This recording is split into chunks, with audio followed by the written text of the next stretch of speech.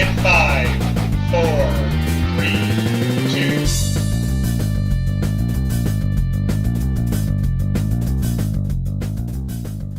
Hi, welcome to Exploring Hobbies. I'm Jamie Fouché, and today I have with me Cheryl Sparks and Marge Bixby, who are going to be talking to us about their hobby of embroidery. Ladies, welcome.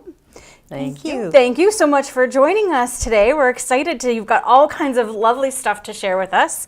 So I'm really excited for you to kind of show us what this is all about. Why don't we start by talking about how you got started in embroidery? Yes, I was looking for a hobby, and I went through the store and I saw a cross-stitch kit. I had tried other hobbies and I just wasn't either good at it or didn't really care for it. So I picked up the cross-stitch kit and found out that it was pretty easy. I could do it, and it turned out lovely. Actually, this was my first piece that I ever stitched, and that came from the kit. And it is pretty. You're right. Oh, thank you did great. First one. Yes. And I did a lot of cross-stitch. I started in 1990 and have pretty much stitched ever since. The things that I found was there was no really group that I could go to.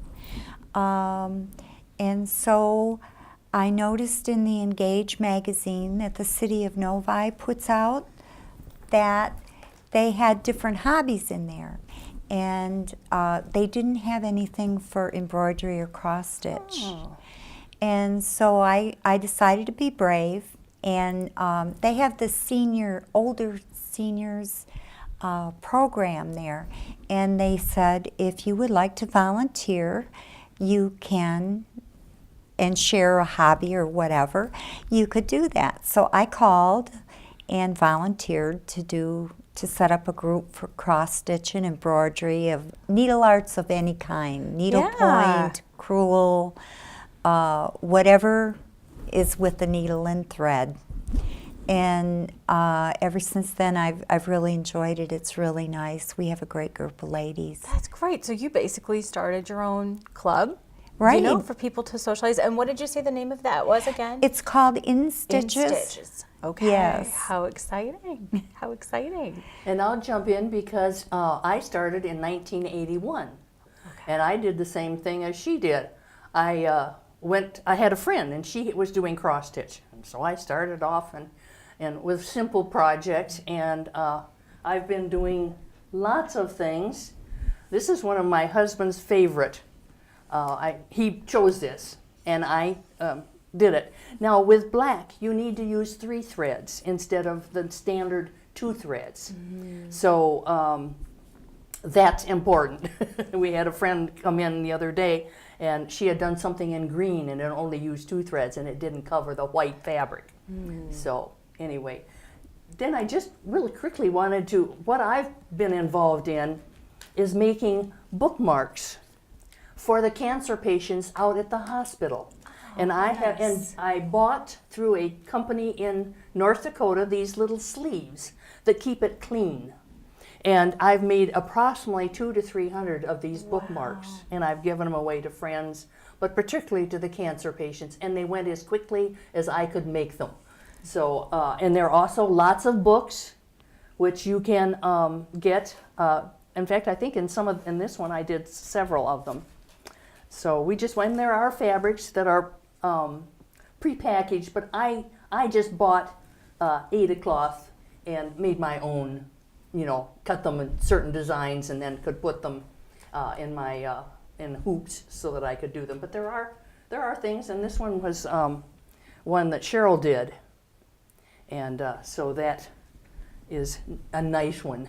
Yeah, and so wonderful that you were able to then share your hobby to bring a little brightness to some people who maybe need it. I think that's really wonderful. Right. Are you involved with the In Stitches group as well? Oh yes, Okay. I joined in May of this year. So I noticed it in the Engage book, And so I decided to give it a try, and it's a really fun, it's a smaller group. Probably anywhere from 9 to 12, I think now. Right. We just got 2 new ladies this week. So Wonderful. they've seen it or by word of mouth. And so yeah, we do a lot of talking and sharing of things and experiences. So it's really a great group. Nice. And how often does the group meet? Do you have regular set meetings, recurring meetings? Yes, we meet every Friday from 1 to 3 p.m. at the Meadowbrook Activity Center. It's on Meadowbrook Road between 10 Mile and Grand River. And anyone is welcome to join as long as you love needle arts, whether you do needlepoint, crewel, cross-stitch, hardanger, embroidery. There's so many different are ones. welcome, huh? Well, and what's Okay. nice about it is it's a handicapped accessible. We have several people in walkers, and it's on the first floor, so you can come in, under, now it's not covered, but you can come in, and it's easily accessible to the restrooms and to the entrance. Great. So it's a great. And so it sounds like you use this Engage magazine. Are there other methods that people can find out specifically about your group if they're looking for information? Yes, the phone number is in the Engage magazine, but my phone number is 248-719-6492. I have to try to remember it. Don't call yourself that up. Yeah. So, okay, but great. anyone can call me to get more information. All right. So you mentioned a number of different types of needlework that all different types of people can come with some of these different hobbies that are slightly in the same kind of area but not exactly the same. Talk to me a little bit about the different types of embroidery that are out there. There's quite a few. There's classic embroidery where you use a needle and thread on just regular fabric, like 300 count standard fabric, like pillowcases or tablecloths. Where you might like put an initial on someone's pillowcase or something like that. That would be Right. classic. Right. Okay. And then there's cross-stitch where you work on different fabrics. Like this one is one that I did that was on linen. And it's going to be made into a needle case. That's why it's folded. You open it up and put felt inside, and you can put your needles in it. There's Ada cloth. I just brought 2 examples of 14 count. This is like a standard fabric that's used for cross-stitch. That's what I use all the time. A lot of people like the 16 or the 18. To me, I can't see the holes for the 18, so I use the. I'm sure they've just gotten smaller. And I like, it comes in rolls, and I prefer the roll because then you don't have the creases of the flat.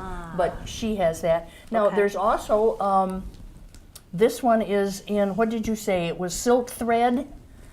And this is a design for a cross-stitch item, but it's using, in the kit, are silk threads. Now, I've never worked with silk threads. But, and then this is the standard DMC floss, which I use. And I could have showed them on my ring. I didn't think to do that, but it's over there. I put them on rings with cards. And then for my design, they're all on a ring. And I have them so that if I travel or, carry it somewhere, just I've take got it them all with you. together. You can take it with So, you. yeah. Okay. So other than the thread, what other equipment do you need if you want to do embroidery? Well, to get started, basically you need needles, and for most needle arts, they use what they call a tapestry needle. And a tapestry needle has a blunt point Okay. so that you don't pierce the fabrics and the threads with the point. With embroidery, you do use a sharp needle because you're trying to pierce regular fabric. And they come in different sizes. I mean, like this is a large one, but they come even larger. And that would be like for needlepoint because you're working with wools, silk ribbon, all kinds of different larger materials. Okay. For regular embroidery and, would you mind to hand me one of those skeins? What are these? Yeah. Well, and don't forget these. Oh, yeah.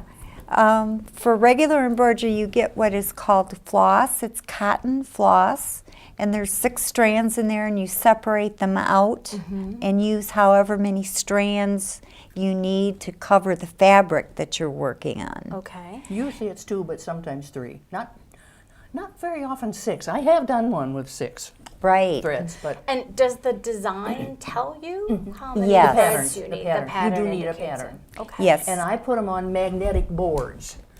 You know, I tape them on, and then I can work the magnets up on my design. But it makes it, and I have a stand that I can put right beside me when I'm working on the Davenport. So it makes it much. And I also have a stand. Well, shall we show the stand to do your designs? This is Cheryl's design. Go ahead and tell about it. Yes, this is going to be a wagon with a quilt hanging over the side, and there's more wheels going this way. This is a work in progress. Yeah. And it takes lots of stitching. But the stand is nice because you sit on it and it holds your work up for you, and you can keep both hands free to do your stitching. You can also put this on a table So that it's in front of in you front as of you, you're like working. with me, or and then I'll have my magnet board to side. So it's a real big help. I have one, but it's 40 years old, and it's seen better times. So I didn't want to show it. She has a brand new one. Yes.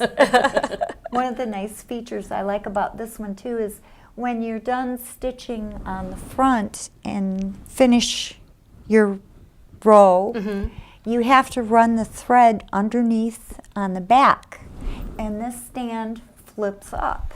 Oh, No, mine doesn't do okay. that, So you've so- got easy access to the back without having to remove it and, flip it. Got it. Now my Okay. stand uses hoops, and we didn't think to bring hoops, but they come in various sizes. Oh, there you did too. Yes. There you go. Ah, okay. I very often now for ornaments or a small design, I use like a 4-inch. Okay. Basically, I can do up to a 12, but that's as high as I can go. Yeah, there we go. That way we can see it better. These they unscrew, and you put your design in them, and then Okay. tighten And it back up. It clamps on the edge. Is that what that's for, to keep I it? don't know about that one. I use this kind. Yeah. What you do is you unscrew it, you take your top off. Oh, I see. It's And 2 then- separate pieces, so then it Yeah. goes between. Right, Your and then fabric you goes would in there lay with- your fabric over it. Yep. And this is tough fabric. This is real tough to do. We get but the idea, You get the though. idea that it Yeah, goes right on and top. you lay that over, and then you your design is reclamp here. it. Okay, show it up. Now I always turn this up and put pins to hold it up. I Ah, put safety okay, I pins. see. But then the idea Yeah. is that your 2 edges got- come together firmly so that it's not You're slipping nice and moving as nice you're working. And solid. Right. Okay. So that's a big help. I mean, Yeah. but she uses the rods. I don't Mm-hmm. happen to have that kind, but yes. Yeah. You've mentioned designs a number of times. Where do you find designs? What are your sources of ahead. inspiration? Okay. Well, they have a whole section of cross-stitch designs at the store. Okay. In books, and so Okay. or you can go online at any cross-stitch store. Now these are magazines that you can purchase. Mm-hmm. I just usually look for certain designs, and So here's inside your they design. actually give you the design. Here's the pattern. Here's the flosses that you need. So then I go through. I put all these flosses on my little ring, and I usually Xerox because I like to work off of very often. Very often they're in black and white, and I color code them with magic okay. markers. So like certain design is going somewhere, I'll use it in blue or orange or with my magic markers.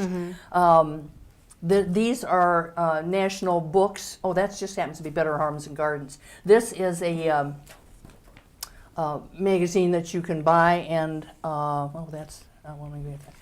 Now, if you were just starting off and you really didn't know that much about cross stitching, This is everything you need to know, and it tells you how to get started.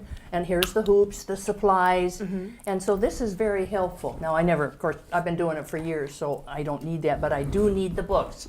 And I do spend a lot of money on books. And then there's a, Hirschner's is a, what is it, They do all kinds of needle arts supplies. yeah, but it's where you send in. Okay. mail order. Mail order, I couldn't think. Okay. And, but these are all designs. And And you can purchase kits. Yes. You can purchase supplies, tools and notions, which I have a weakness for. well, and I've done a lot of Thomas Kincaid, the painter of light. Yes, I'm familiar with And, Thomas Kincaid. Precious Moments designs. okay. One of my daughters has 50 designs, teddy bears, and Yeah. whatever her interest at the time was.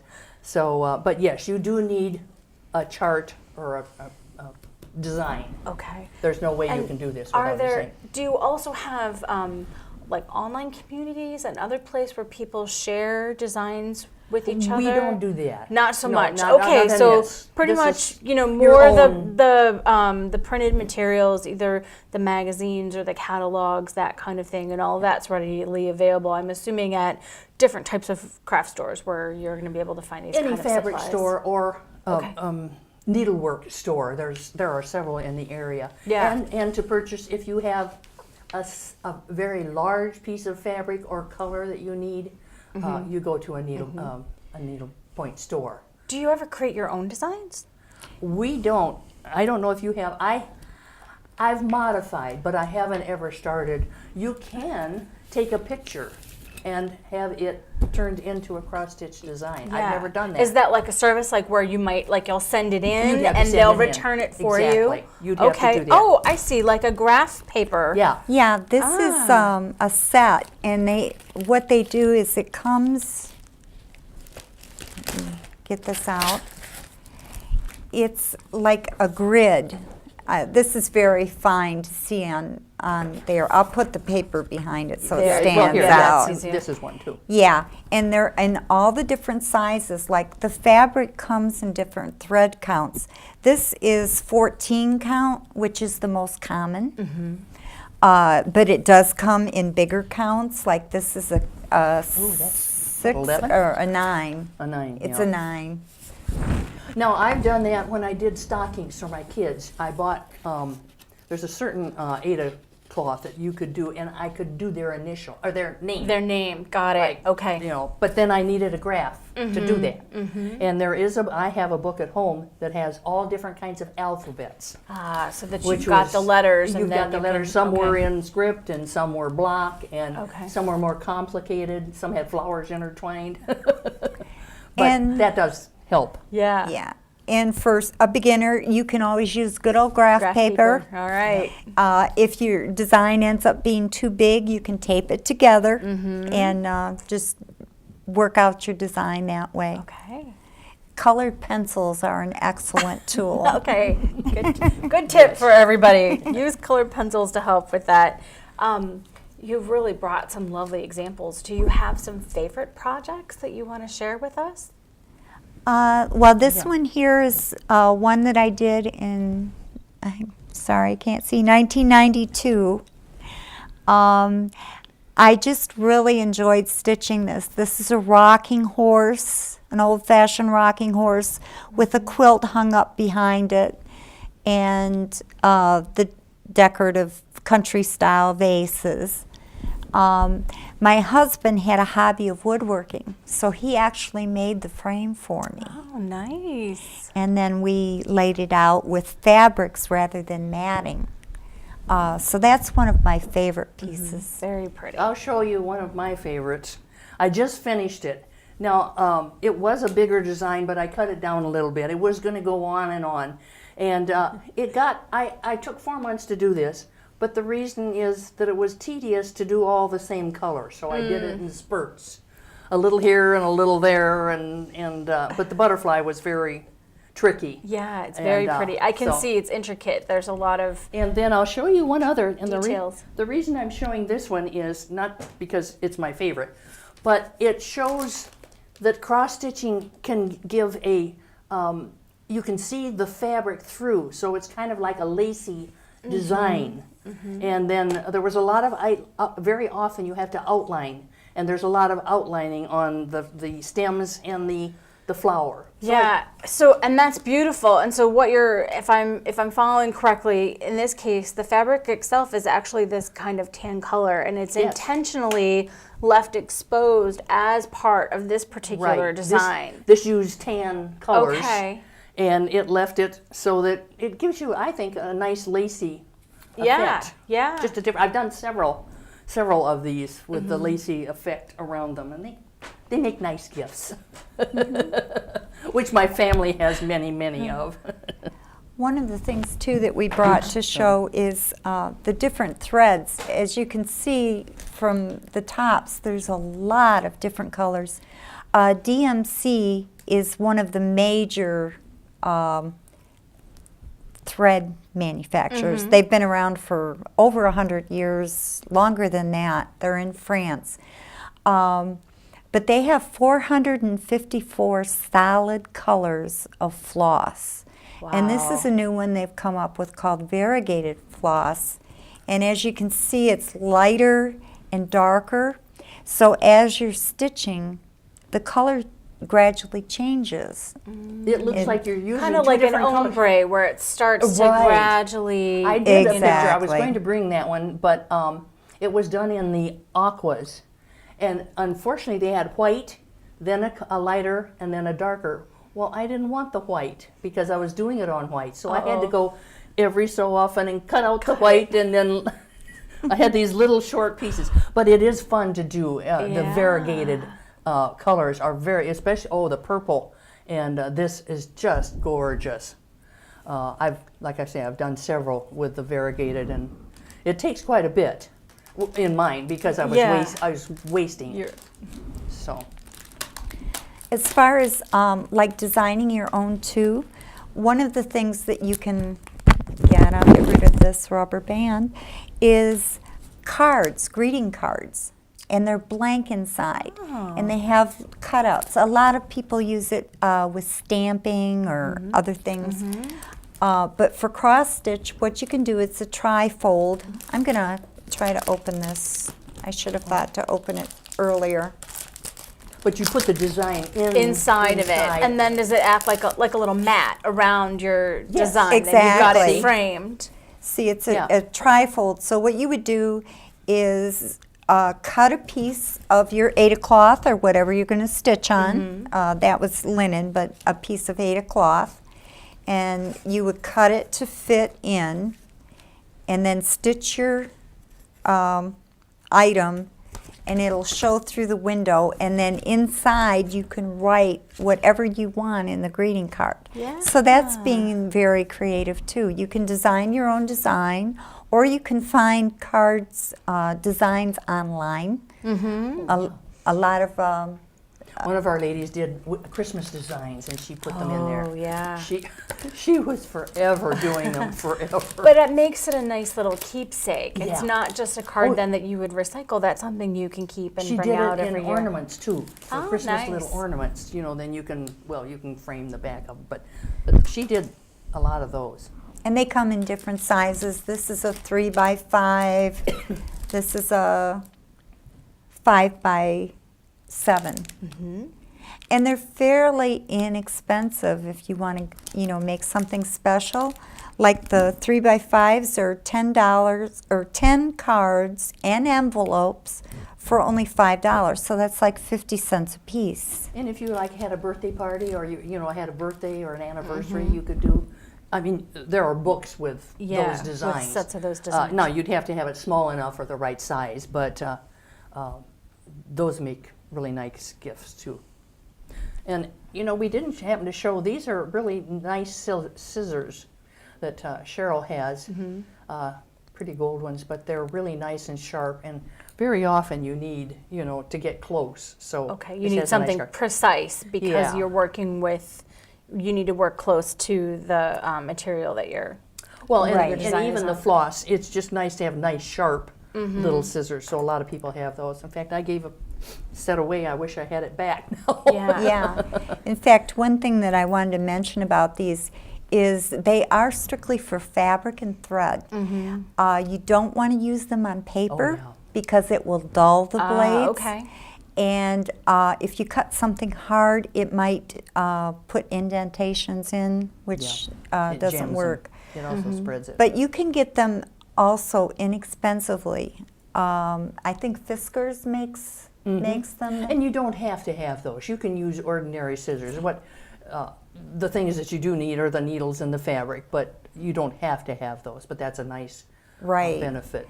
But this is kind of a traditional, you look and see Victorian ladies doing Yeah. stitching Yes. or embroidery, Yeah. and they always had the fancy scissors There's a and name the for that. thimbles. I think what they call, there's a heart anger. What was that thing that they put around their neck that had the scissors on? I can't think what it is. So that Oh. it was on them. They Yeah, could it was just on grab them. it when they needed it and put it back. Yes. Yeah. We made So- those at one point. I can't think Ingenious. what That was very, Yeah. Now, and I do want to point out, I make my own, but you can purchase these. These are plastic, but you do need special things to stick to the plastic. Now, I use mat board, Okay. and I cut them into 2 inches by whatever, and use a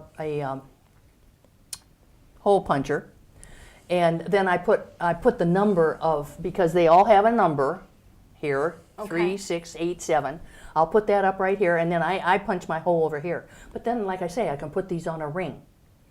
But these are, So it's for storage. So This that is for once storage, you've got, so right. then you've got them all you together. don't want to work with something like this, because once you take it off, you've It lost the number. unravels and you lose the number. So I wrap a whole skein around my cardboard. Yeah. And so those are really, really handy for the loose floss. yeah, these are called bobbins. Bobbins. Yeah. All right. And there's even containers where you can put the bobbins in the boxes By the numbers. by the numbers so that I you do 'em can by find colors. your thread.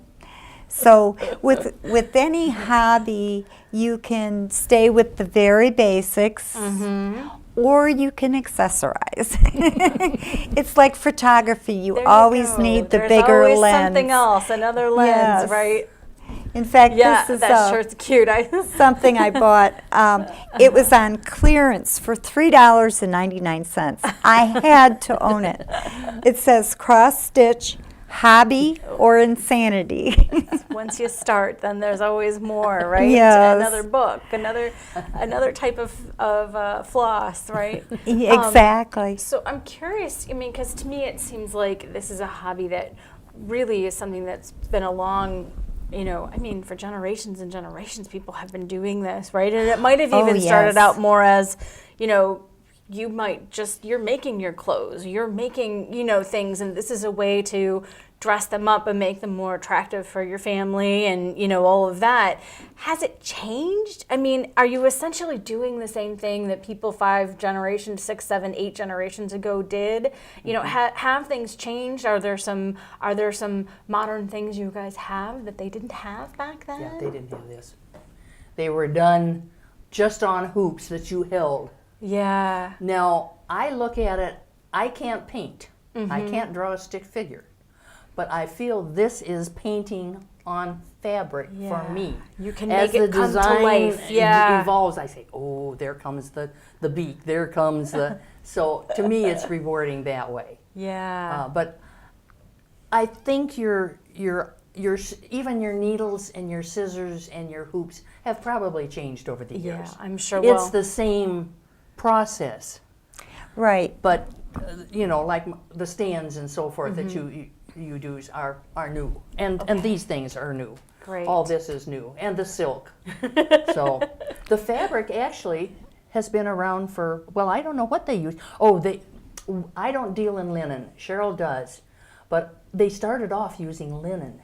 But you have to go over 2 threads, and to me that's too complicated to try to figure out, okay, 2 threads here. So I don't like to work on linen, but some Got people it. won't work on anything but. And it comes in all different colors, grays and blues and whites and ivories. So you have a big selection. Like I say, I happen to care for the Aida cloth, and to me, Yeah. it Yeah. works works the Well, best. Cheryl and Marge, it has been really lovely seeing what you do.